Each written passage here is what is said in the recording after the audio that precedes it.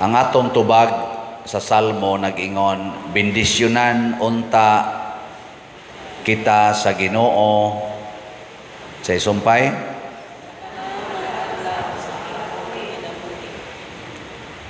Nganong nangandoy man ang tao nga bendisyonan matag adlaw.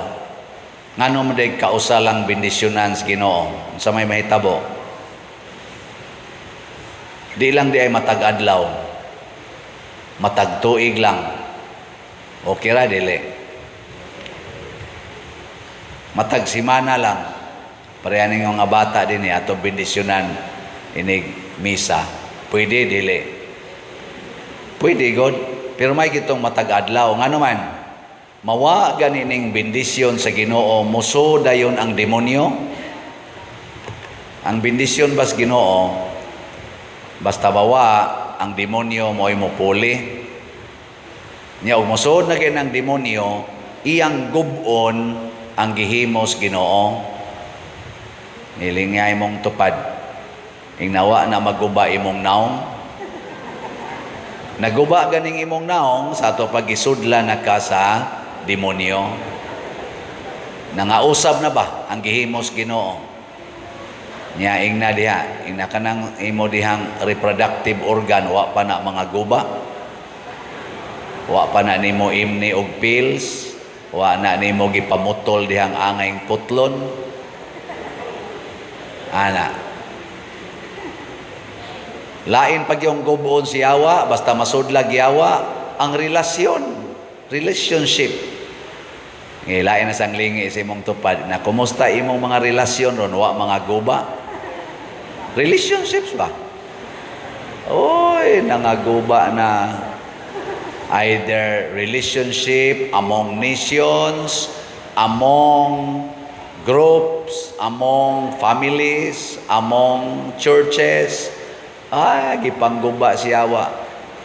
Nganong mawa man ang bendisyon sa Ginoo? Tungod kay kita mismo, dili na mosubay o mudawat sa pamaagis Ginoo. Ang iya bang gitawag og divine plans, divine will.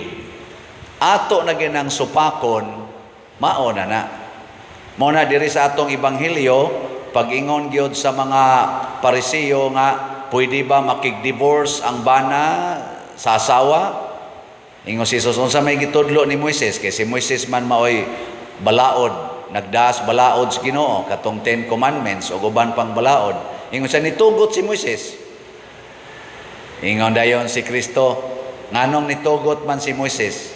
Kay gahi mog ulo. Unsa man ang gahig ulo? Kanang nyo inyong anak ba gahig o? Unsa man na? Masinupakon. Sige, lingyay mong tupad. Sige jog lingi. Haron di na mo gahi inyong liog. Apil lang inyong ulo, sige jog lingi. Ingna dili ka masinupakon sa Ginoo. Mao na resulta inigsupak na to sa Ginoo, mawa ang iyang bendisyon. Kay kanang atong pagsupak gitawag nagsala. Nya kanang sala muputol na og relasyon nato sa Ginoo. Mao nay unang himuon sa sala. Maputol ang atong relasyon sa Ginoo. Nya daghan na gani kay tagsa, mahurot gyud kaputol ang tanang relasyon. Emotional, mental, spiritual, moral, physical, mga putol ginatanan. Basta magsigitag pakasa. Nya unsaon man aron dili na maputol, aron masumpay balik. Unsaon man? Biyai ang sala, dangop sa Ginoo, salig sa Ginoo. Muna diri sa atong unang pagbasa, ang tao nga gihimos Ginoo way gitawag og suitable partner. Nagpangita siyag iyang kalipay sa kinabuhi. Kinsa may ni-provide niyag kalipay? Siya o ang Ginoo? Kusga? Kana. Nindot kayo no? Ang Ginoo di ay magsigi gina siyag hatag nato sa makalipay nato. Pero dili na ta mo agad niya maghimo-himo na tagatong kaugalingong kalipay kasagaran sa atong gitawag og kalipay nga atong pinili, dili kalipay ang mahatag, kasakit.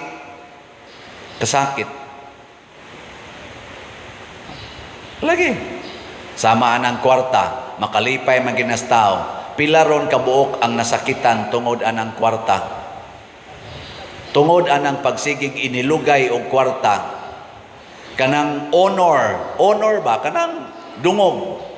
Ganahan kay taana, malipay kay taana, perti ganing tuo na to, perting eskwela, gusto yun matapnat sir, perting pagwapa, aron himuon yung Miss Universe, or unsa diha, perting panindot slawas, aron daigon yun, i-honor yun, pero tungod anang honor, daghan kay nagpinatyanay karon tungod anang honor. Ato man na, ato. Kanang gahom ba? Power, authority, perting daghana sa dana karong ganahan kay anak kinsa bagoy di ganahag authority god.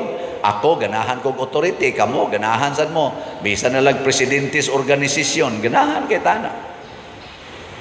Bisan na lag presidentes kapilya, ganahan kay tana. Labaw na gyud mahimo kang presidente sa Parish Pastoral Council. Ano? Nya mahimo dayon kang chapter leader. Dindota eh. Mahimo dayon ka na district head, coordinator, ano na ba? Mahimo dayon kang archdiocesan head of this particular group. Archdiocesan naman, ang atong i-proclaim, national head of particular organization. National level, pagkadunguga. Pero tungod anang gahom o authority, purti gyapong nangaguba karong relasyon. Hangtod ang gubat karon wa nay hunong-hunong. Because that is human. Karon unsa may design ni Kristo? Ingon siya, kinahanglan ang asawa og ang bana di gyud magbuwag.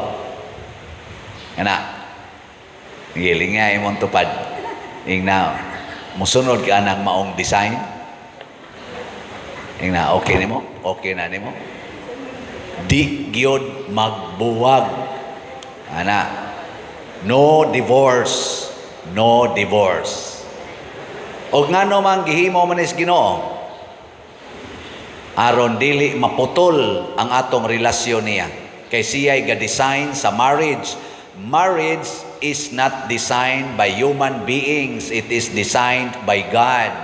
From the beginning, matud pa ni Hesus sa sinugdanan, gihimo sa Dios ang lalaki ug babae aron ang laki motipon siyang asawa, mamiya sa ilang pamilya ug mahimo silang usa. That is the design of God. Dili na magwa na magsugod sa atong desisyon. Hangtod na lang hinoon nga kita na'y magdesisyon nga magpuyo-puyo na lang, civilly married na lang, same-sex na lang. Ato na ng designs against God's design, og mauna na'y muhatag og kadautan sa atong kinabuhi. Labi na gyud sa mga bata, mo nang gihisgutan sa diri sa atong ebanghelyo ang mga bata.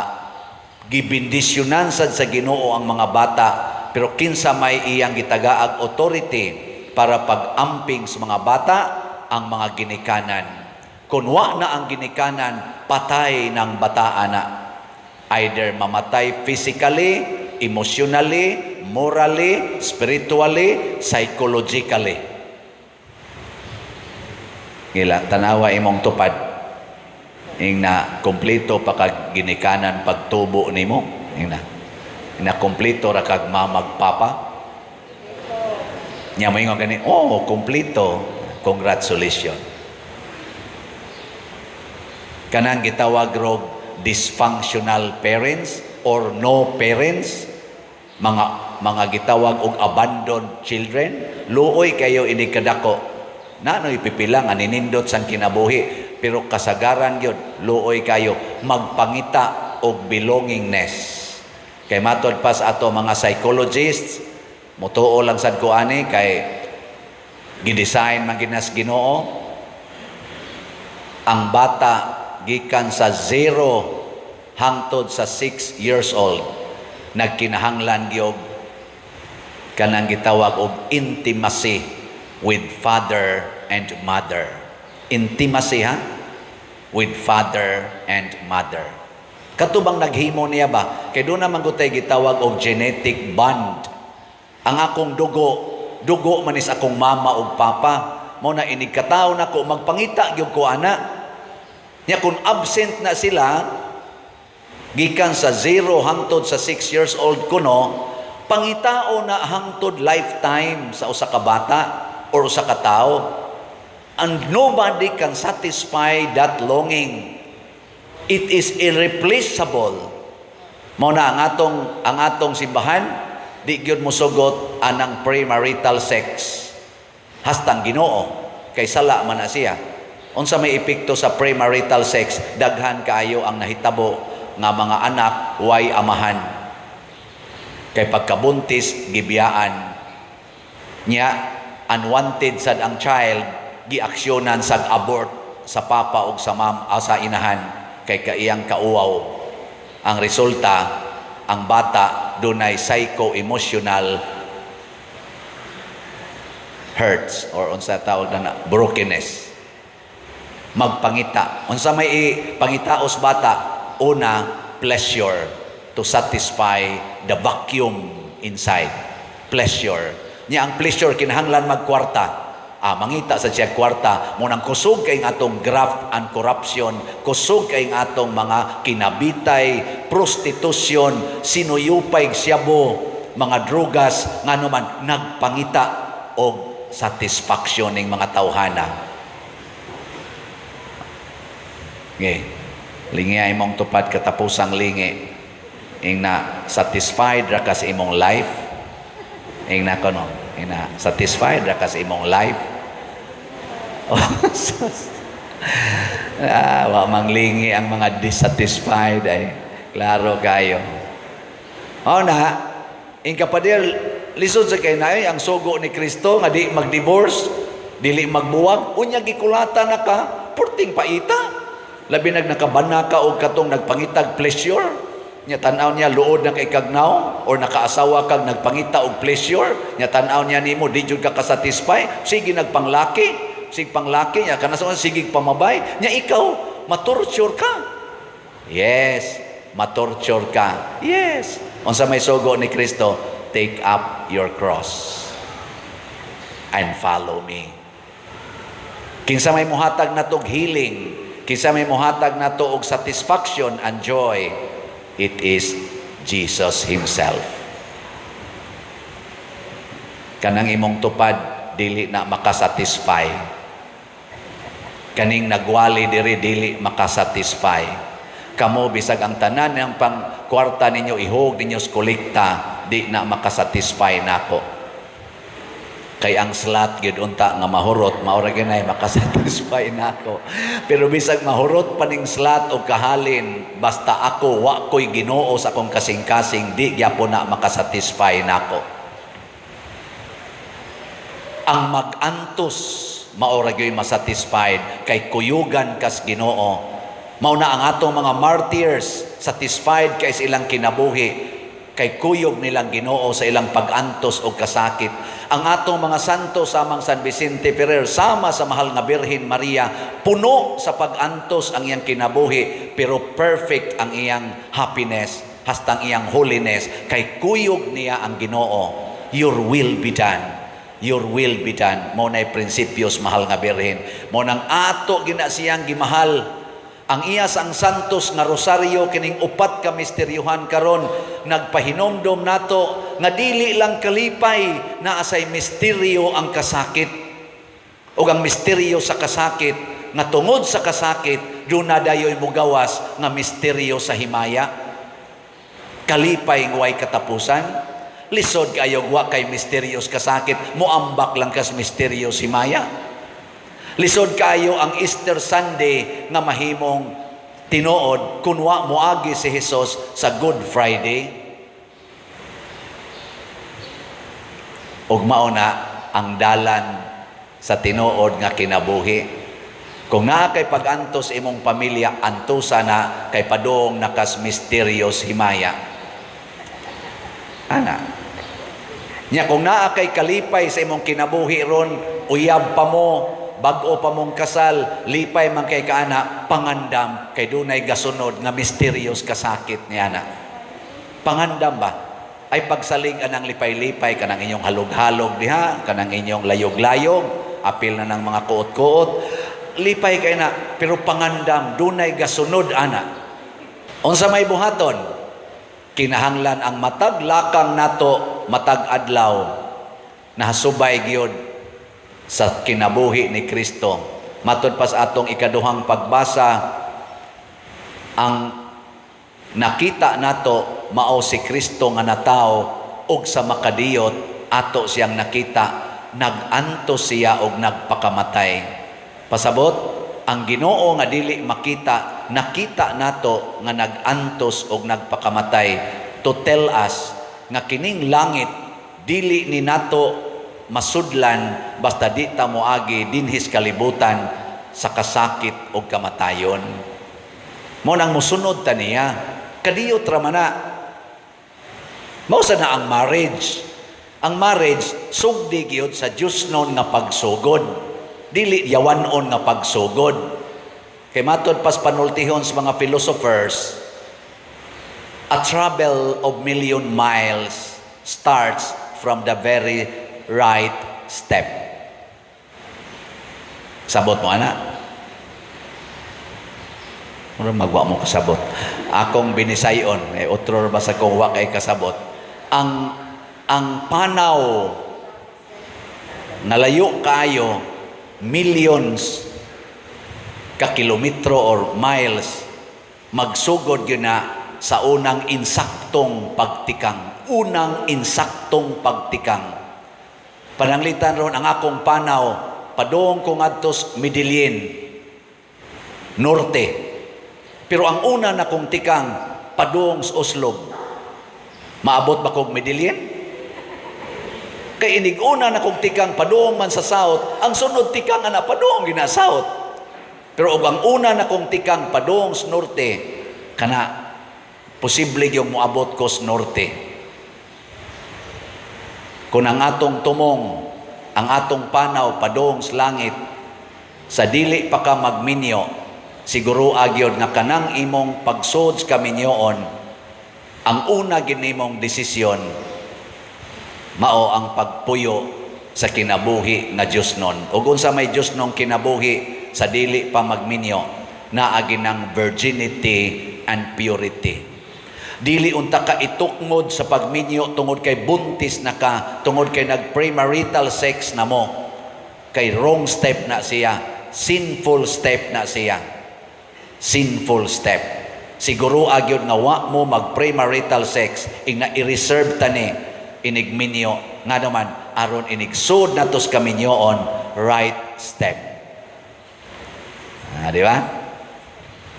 Ingkaw niya kami, Father, na wrong step naman tong amo. Karong adlawa, himuan na ang right step. Pwede man sa kagmubalik. O nakatravel, nakaglayo-layo padong sa south. Ikaw, uy, tuwara man itong norte. Detour.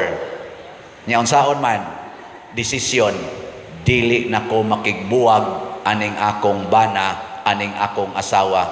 Bisan pagmamatay ko aning among pamilya, sa kamot aning maong tao, di na ko makigbulag, kay mauna na ang right decision. Tamparos pa more. Di na jud ko makigbuwag nimo, mahalod ti ka. Nga moingon sa tungbana, din agyog ko mangitaglain, kay wrong step gini padong sa langit. Igo na tong akong pakasala, sugod karon kini nagyoy akong gakson, bisan pagwa na jud ko ganahi. Antuson ko ni Lord, hangtod ko moabot diya sa imong gingharian. Sige, gakos pa more. Wa na'y kabit-kabit, wa na'y away-away. Detour. Change your heart. Di ba? Muna gitawag og conversion of sinful hearts.